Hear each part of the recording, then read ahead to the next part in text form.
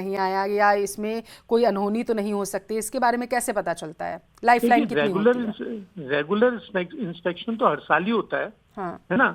और 5 साल में एक बार प्रॉपर रख रखाव करना जरूरी होता है। किसी भी बिल्डिंग को 5 साल में रख रखाव करना जरूरी है। स्कूल्स में तो हर एवरी अल्टरनेट ईयर तो आपको मेंटेन करनी पड़ती है उसे, उसकी मेंटेनेंस होती है, रिपेयर्स वगैरह होती हैं। ये जो सरकारी स्कूल्स होते हैं, क्योंकि देखिए सरकारी स्कूल जो खास करके ग्रामीण क्षेत्रों में होते हैं या ढाणियों में होते हैं, यहाँ पर सबसे ज़्यादा अभाव राकेश जी इसी चीज़ का रहता है कि ये उपेक्षा का शिकार हो जाते हैं। ऐसे में ऐसी कोई प्रक्रिया अपनाई जा सकती है जिससे लंबे समय तक, जैसे आप बता रहे 5 साल में इनकी देखरेख करना ज़रूरी होता है, कि 5 साल 10 साल तक किसी भी तरीके की अप्रिय घटना से बचा जा सके? हाँ, नहीं, हम बता रहे हैं आपको कि हर साल इनको एक स्ट्रक्चरल सेफ्टी सर्टिफिकेट लेना होता है सरकार से, जी, है ना। किसी इंजीनियर से एक पीडब्ल्यूडी डिपार्टमेंट एक स्ट्रक्चरल सेफ्टी सर्टिफिकेट इशू करता है हर साल। हाँ, उसके बाद ही बिल्डिंग को यूज करते हैं। जी, ये तरीका है इसका। हर साल प्राइवेट स्कूल हो या सरकारी स्कूल हो, एक स्ट्रक्चरल सेफ्टी सर्टिफिकेट तो लेना ही पड़ता है जी। उसके बाद ही उसको स्कूल को यूज करते हैं। ये प्रक्रिया जो आप बता रहे हैं ये हर साल निभाई जाती है? जी हाँ, जी हाँ, जी हाँ। तो आप ये कहना चाहते हैं कि इस साल भी ऐसा हुआ होगा, पीडब्ल्यूडी विभाग की तरफ से ऐसी प्रक्रिया निभाई गई होगी और उसके बाद स्ट्रक्चर तैयार किया गया होगा, ताकि लोगों को ये हो सके कि हाँ ये यहाँ पर स्कूल चलने लायक है, ये हुआ होगा। बिल्कुल बिल्कुल बिल्कुल बिल्कुल हुआ। मतलब आप ये कहना चाहते हैं कहीं ना कहीं कि एक पूरा डेटा तैयार होता है इस पूरे। बिल्कुल बिल्कुल। जी राकेश, जी हाँ ठीक है। लेकिन उसके बावजूद अगर ऐसी घटना घटित हो जाती है तो इसका जिम्मेदार किसे माना जाए राकेश जी? इस एजुकेशन डिपार्टमेंट को जिम्मेवार माना जाए। उन्होंने स्कूल इसका सर्टिफिकेट नहीं लिया होगा तो गलत लिया होगा, बिना दिखाए ले लिया होगा। अमूमन ऐसा देखा जाता है राकेश जी कि जब ऐसी घटनाएं घटित होती हैं तो एक दूसरे पर ठीकरा फोड़ने की कोशिश की जाती है। अब देखिए, क्योंकि यहाँ ये ग्रामीण क्षेत्र है, दावा ये किया जा रहा है कि ये बॉर्डर एरिया में आता है, मध्य प्रदेश और राजस्थान के बॉर्डर एरिया में ये गांव स्थित है, और यहाँ पर ये उपेक्षा का शिकार हुआ होगा या फिर यहाँ पर रखरखाव की कमी हुई होगी, इस वजह से ऐसा घटना वहां पर घटित हो गई। क्या एक पूरी लिस्ट रहती है कि राजस्थान में कितने सरकारी स्कूल हैं, कितनों का देखरेख की श्रेणी में आना चाहते हैं, कितने बिल्कुल जर्जर हो चुके हैं, इनका इस्तेमाल बिल्कुल नहीं करना है? ये अलग अलग भी क्या लिस्ट तैयार होती है राकेश जी? इनका हाँ, एजुकेशन डिपार्टमेंट के पास लिस्ट होती है। हाँ। और एजुकेशन डिपार्टमेंट एक फॉर्म जारी करता है जिसको उनको पीडब्ल्यूडी में सबमिट करके और उन्होंने स्ट्रक्चरल सेफ्टी सर्टिफिकेट लेना होता है। जी, ये पूरी प्रक्रिया होती है और बाकायदा इसका इंस्पेक्शन होता है। इंस्पेक्शन के बाद ही ये सर्टिफिकेट जारी होता है। ठीक है। तो इसमें कहीं ना कहीं खामियां रही हैं, हाँ, तभी ये हो पाया। ठीक है, ठीक है।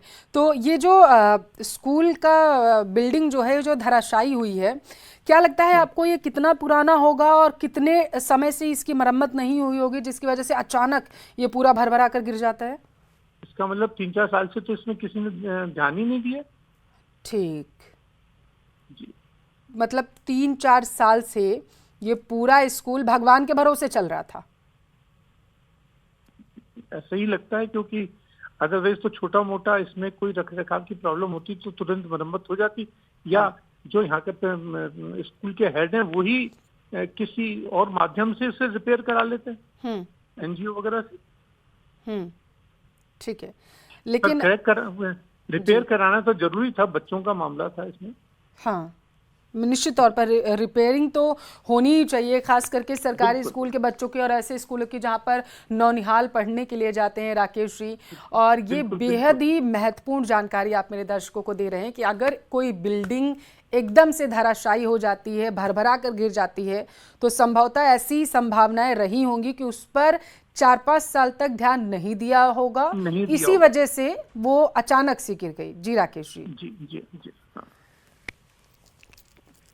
आपको यहाँ पर खास करके अगर हम बात करें झालावाड़ की, तो आपको क्या लगता है, क्योंकि देखिए ये पूर्व सीएम का गढ़ रहा है, एक तरीके से माना जाता है, वसुंधरा राजे का गढ़ रहा है, उसके बावजूद ग्रामीण क्षेत्रों में इस तरीके की घटनाएं होना, क्या आपको लगता है कि वो कहीं ना कहीं उपेक्षा का शिकार होते रहते हैं ग्रामीण क्षेत्र? देखिए, एजुकेशन बिल्डिंग्स तो कभी भी उपेक्षा का शिकार नहीं होना चाहिए।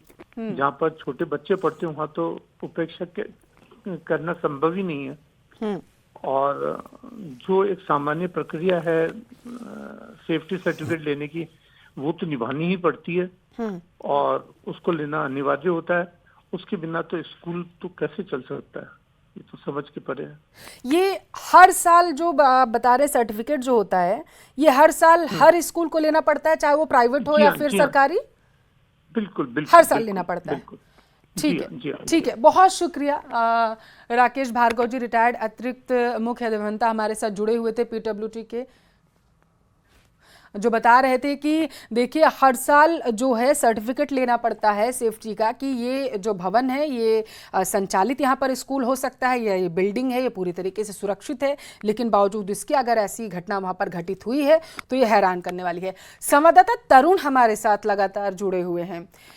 तरुण, अभी हमने बातचीत की है राकेश भार्गव से, वो रिटायर्ड अतिरिक्त मुख्य अभियंता हैं और जैसा उन्होंने जानकारी दी हैरान करने वाली है। उनके अनुसार जो ये बिल्डिंग भरभरा कर गिरी है, ऐसा संभव हो सकता है कि इस पर 3-4 सालों से ध्यान ना दिया गया होगा, इसकी मरम्मत नहीं हुई होगी, इसको दोबारा से सुचारू रूप से लाने में कोई काम नहीं किया गया